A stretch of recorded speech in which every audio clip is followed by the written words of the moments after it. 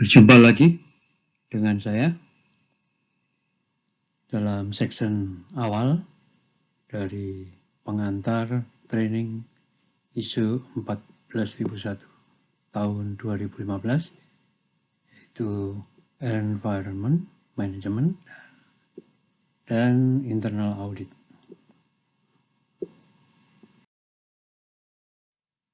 Ya, saya instruktur Haryadi Alim.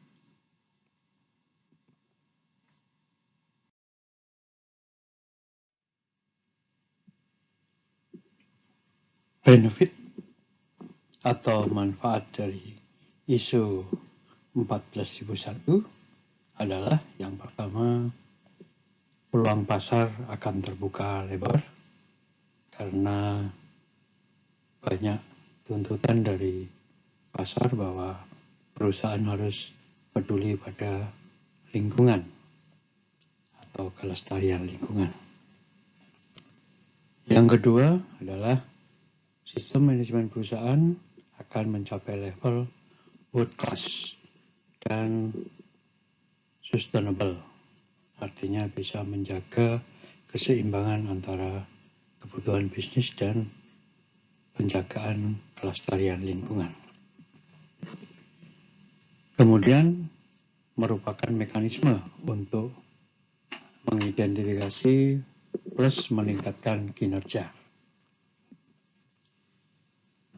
Juga peningkatan keterlibatan karyawan, karena karyawan bangga bekerja untuk sebuah organisasi yang bertanggung jawab kepada lingkungan atau ramah lingkungan.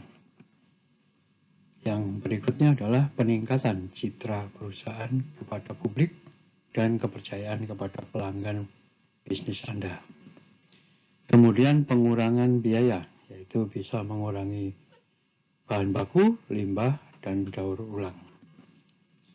Kemudian yang berikutnya adalah keunggulan kompetitif melalui pengurangan biaya yang dicapai dari kemampuan perusahaan dan karyawan dalam terus-menerus mempraktekkan pengurangan biaya tersebut. Dan mampu mengurangi risiko atau kekurangan yang mungkin terjadi.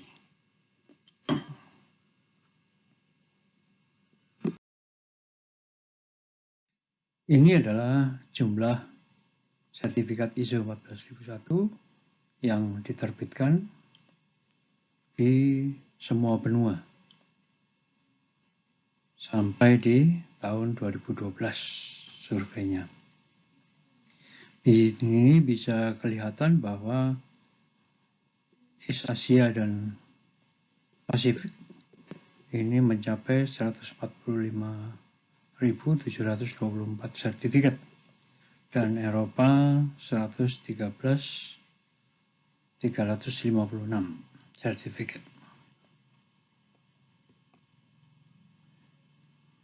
Dan total adalah 285.844 sertifikat di 167 negara.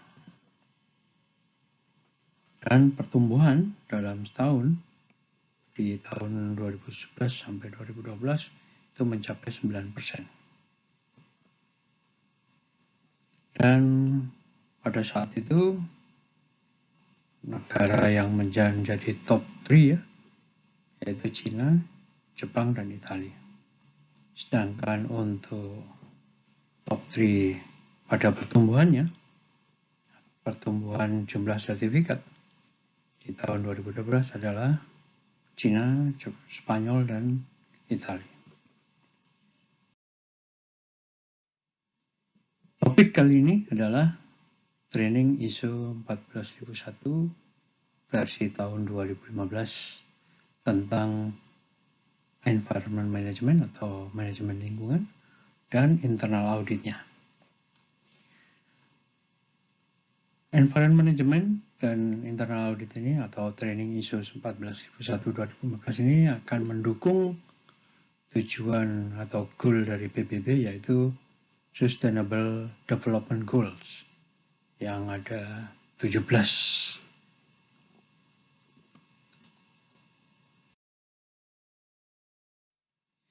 Tujuan dari pelatihan ini adalah peserta akan memahami atau bisa memahami atau merupakan capacity building ya. Jadi pembangunan kemampuan dari peserta pelatihan ini untuk memahami perbedaan ISO 14001 versi tahun 2015 dengan yang versi tahun 2004. Kemudian interpretasi. Jadi interpretasi dari klausul-klausul baru pada ISO 14001 tahun 2015. Kemudian life cycle perspektif pada aspek lingkungan. Aplikasi dari risk-based thinking dalam manajemen lingkungan perusahaan. Kemudian memahami latar belakang dan kegunaan dari internal audit sistem manajemen lingkungan. Memahami prinsip-prinsip dan cara mempersiapkan internal audit. Memahami tugas dan fungsi auditor dan manajemen dalam melaksanakan internal audit. Memahami prinsip-prinsip dan cara melakukan internal audit, melaporkannya, dan melakukan tindak lanjut dari internal audit ini. Tindak lanjut di sini adalah tindak lanjut yang efektif atau berhasil mencapai peningkatan untuk perusahaannya.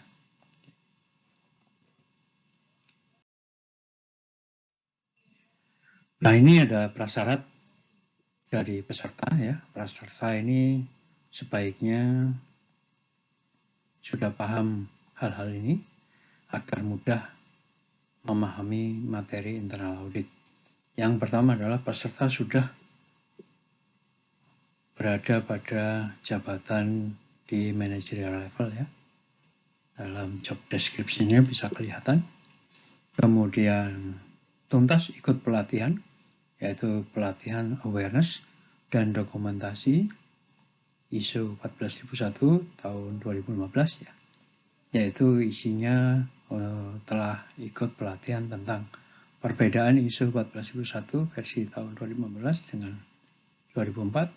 Kemudian interpretasi klausul-klausul baru pada ISO 14001 2015. Kemudian life cycle perspektif pada aspek lingkungan. Aplikasi dari risk-based thinking dalam manajemen lingkungan. Di mana materi ini akan diulang lagi di dalam materi pelatihan kali ini.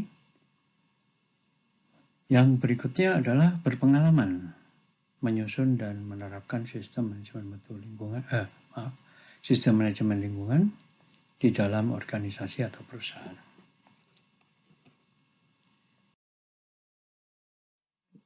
Metode pembelajaran adalah pertama dengar, pikirkan dan tanyakan. Yang kedua mengikuti penuh semua training. Yang berikutnya diskusikan, lalu jawab pertanyaan untuk menjawab ujian atau exam ya. Kemudian yang berikutnya perbaiki kekurangan secara terus-menerus. Materi training terbagi pada kali ini, pada materi pelatihan kali ini yang online ini ada section awal yaitu section I, pengantar dan perkenalan instruktur. Kemudian ada 8 section isi utama dari pelatihan ini, yaitu section pertama, pemahaman umum, terbagi menjadi 4 bagian. Yang pertama adalah development ISO 14000, revision background, revision timelines, main change atau perubahan utama pada ISO 14001 2015, kemudian struktur baru atau new struktur dari ISO 14001 2015, kemudian bagian ketiga adalah korespondensi ISO 14001 2015 terhadap ISO 14001 2004. Kemudian bagian yang keempat adalah exam pertama ya, ujian section pertama yaitu pemahaman umum. Jadi ujian ini tentang pemahaman umum. Yang kedua adalah interpretasi klausul ISO. Yang pertama, bagian yang pertama adalah klausul dan persyaratan klausul 4 dan 6 dari ISO 14001 2015.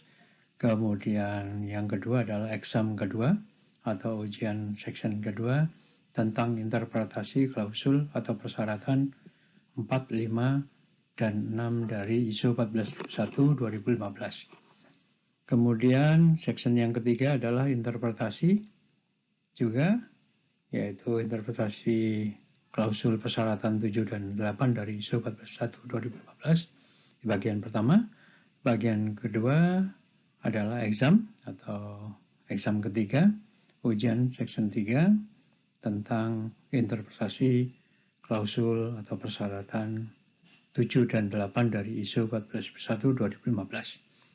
Kemudian section keempat adalah interpretasi dari klausul persyaratan atau persyaratan 9 dan 10 dari ISO 14001 2015.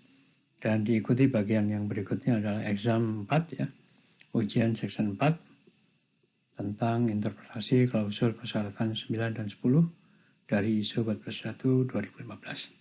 Kemudian internal audit di section kelima, kita masuk ke dalam section internal audit ISO 14001 2015, dibagi dalam dua bagian ya, yaitu yang pertama, poin utama dari internal audit. Kemudian bagian yang kedua adalah exam kelima atau ujian section kelima tentang internal audit ISO 14001 2015, khususnya poin utama internal audit. Kemudian section ke-6 masih internal audit ISO 14001 2015, dibagi dalam dua bagian juga, yaitu proses audit atau perencanaan dan persiapan audit. Yang kedua adalah exam ke-6 atau ujian section ke-6. Yang berikutnya section 7 adalah internal audit ISO 14001 2015, dibagi dalam dua bagian. Yang pertama adalah bagian tentang proses audit, yaitu pelaksanaan audit. Kemudian yang kedua adalah exam ke-7 atau ujian section ke-7. Yang berikutnya, section terakhir adalah section ke-8, internal audit ISO 14001 2015, dibagi menjadi dua bagian, yaitu bagian pertama proses audit atau pelaporan audit dan tindak lanjut. Yang berikutnya adalah exam ke-8, ujian section ke-8. Dan selesai. Terima kasih atas perhatian dan kerjasama Anda. Silakan link ke www.dgsindonesia.com. Dan apabila ada pertanyaan dan komentar, silakan mengirim email ke info@dgsindonesia.com atau haryadi@dgsindonesia.com.